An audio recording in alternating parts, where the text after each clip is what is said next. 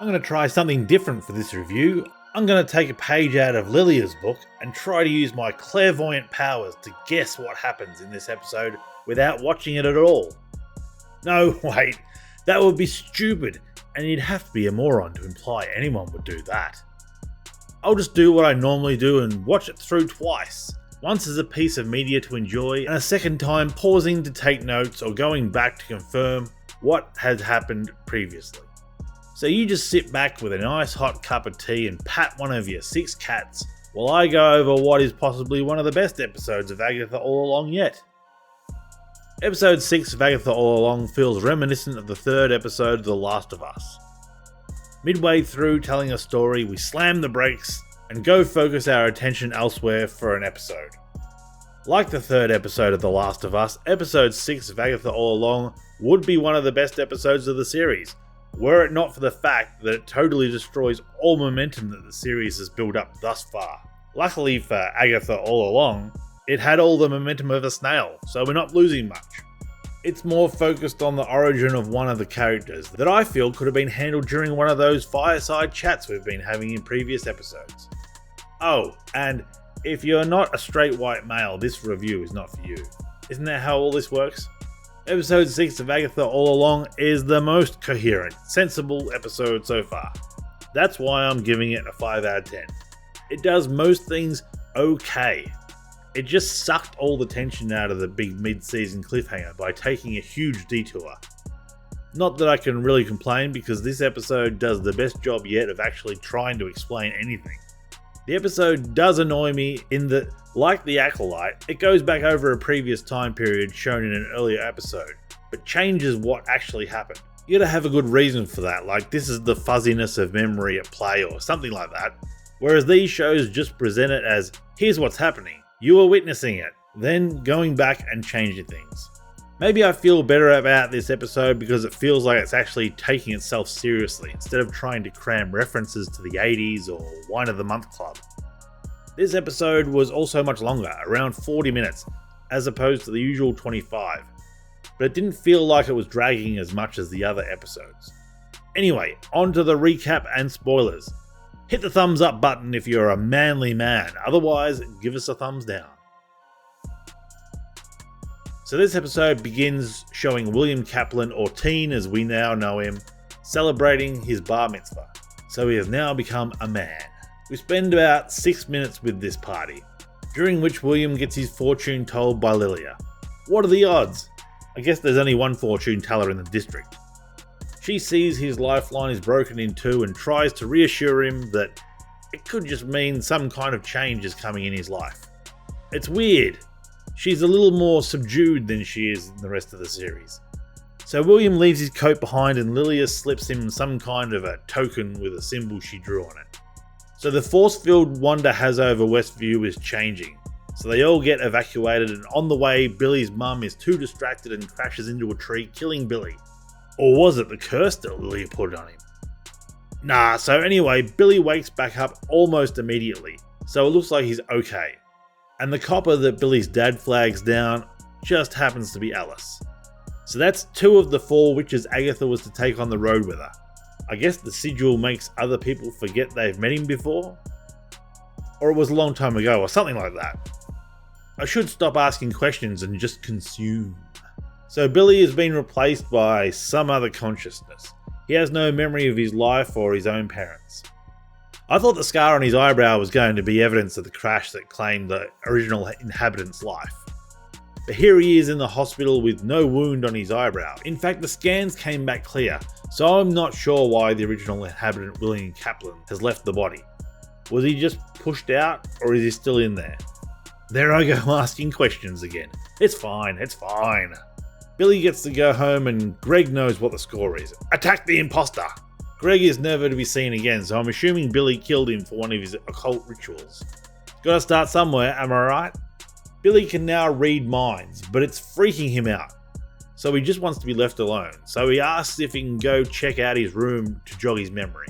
What does the my treat thing mean? Does he even know if he has any money on him? Cool Wizard of Oz figurines. And that's it, it's now 3 years later.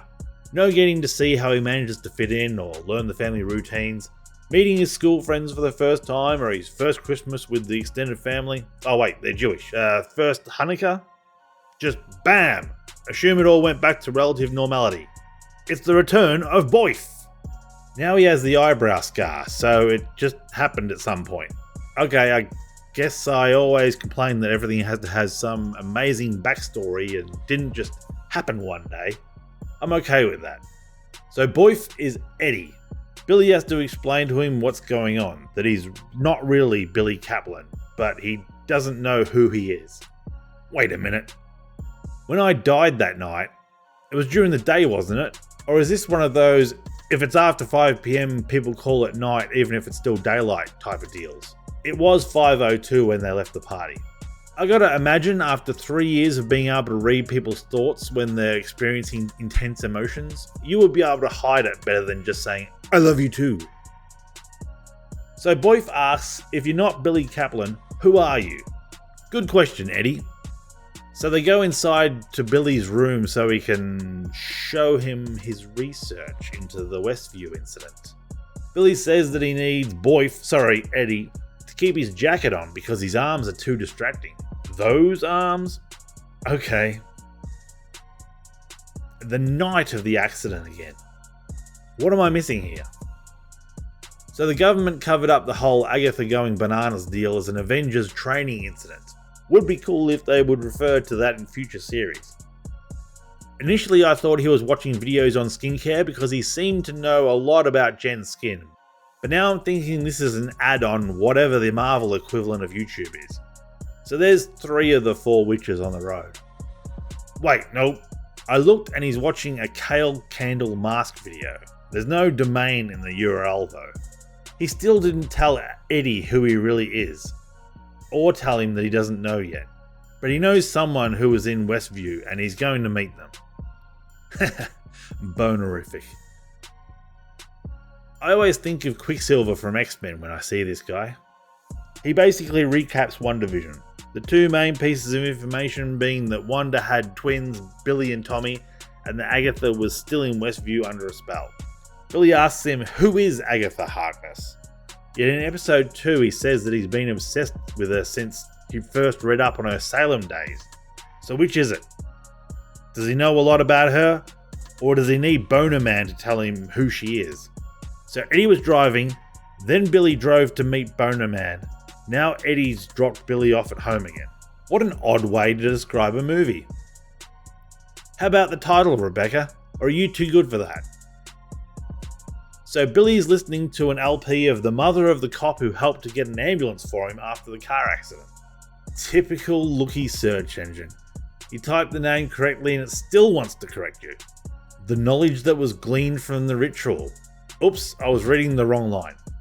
Maybe use highlighter next time. This isn't a joke.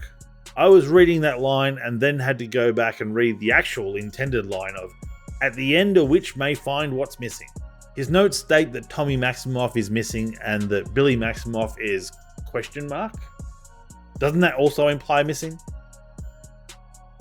So Billy ends up at Agatha's house in Westview. He needs a personal item for a release spell. The release spell to release Agatha from Wonder Spell.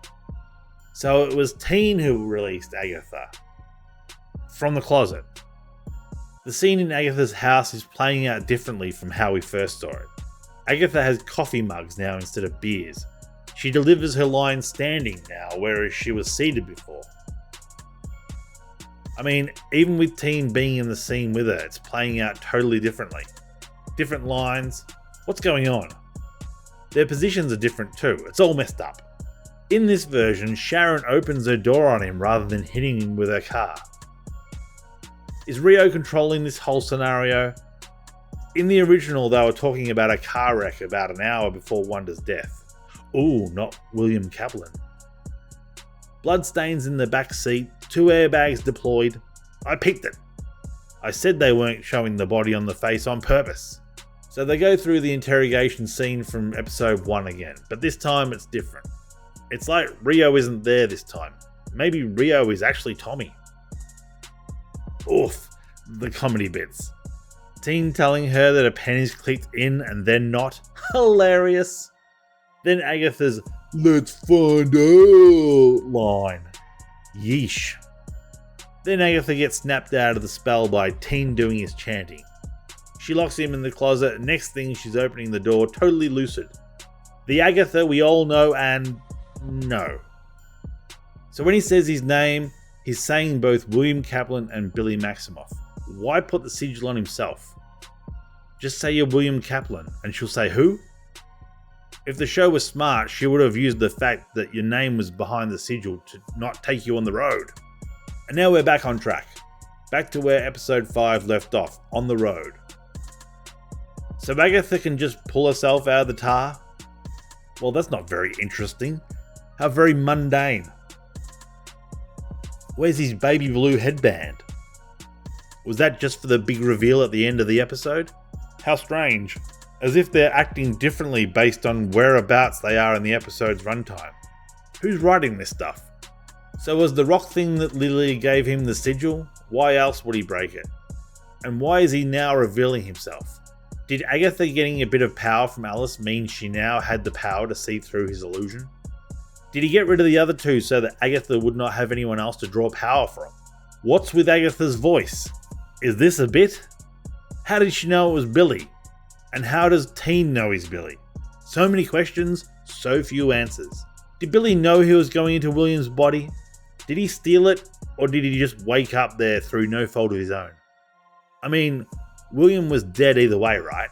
And what rules did he break? And why aren't the Salem 7 attacking? And where's Rio? They haven't even mentioned her, but Agatha mentioned Jen and Lilia. And why is he threatening her with his force lightning? He knows she'll just absorb it.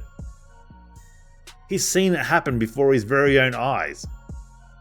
I must be misunderstanding the road.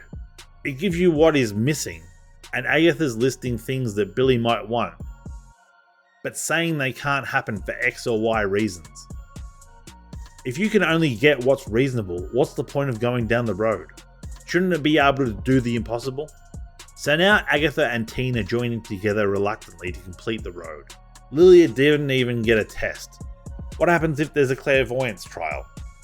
And he ends by quoting Skeletor. Well, it was interesting up until Agatha came back into it, and then it just kind of fell apart. So many contradictions and plot holes. They've set up so many things that there's no way they can tie them all up in the next 3 episodes.